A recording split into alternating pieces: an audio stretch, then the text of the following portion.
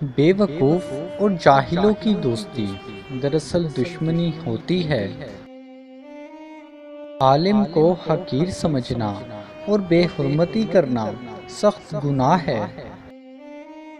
اللہ تعالیٰ کسی پر بھی ذرا بھر بھی ظلم نہیں کرتا۔ اہل سنت کا مذہب یہ ہے کہ روح انسانی بعد موت بھی زندہ رہتی ہے۔ موت بدن کے لیے ہے، روح کے لیے نہیں۔ چاندی کی انگوٹھی تذکرے آخرت کے لیے جائز رکھی گئی ہے، سونا جنتیوں کا زیور ہے۔ حضور اکرم صلی اللہ علیہ وآلہ وسلم کو کسی دوسرے سے شرف حاصل نہیں ہوا، بلکہ دوسروں نے حضور اکرم صلی اللہ علیہ وآلہ وسلم سے شرف حاصل پایا۔ ولادت اقدس حضور اکرم صلی اللہ علیہ وآلہ وسلم تمام نعمتوں کی اصل ہے۔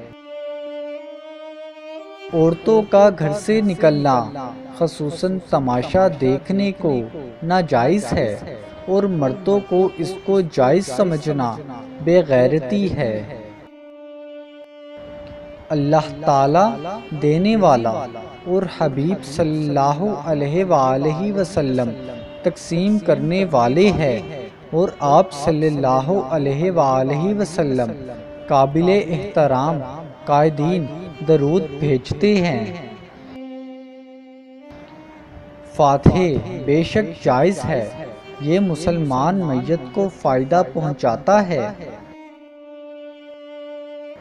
ہر اچھائی مصطفیٰ کریم صلی اللہ علیہ وآلہ وسلم کی عطا سے ہے۔ کسی نے امام احمد رضا خان بریلوی رحمۃ اللہ تعالی علیہ سے پوچھا کہ اگر کوئی بوڑھا مرد جوان عورت سے نکاح کر لے تو آپ نے فرمایا، بوڑھا بیل سنگ کاٹنے سے بچھڑا نہیں ہو سکتا۔ ایسی باتوں سے بچ جاؤ جن کے بعد معافی مانگنی پڑے۔ قرآن عظیم کی ہر ایک آیت ہمیشہ نور خدا برکت و شفا ہے۔ پرایا مال چرا لینا حرام اور اس کو خوشی سے لے لینا حلال ہے۔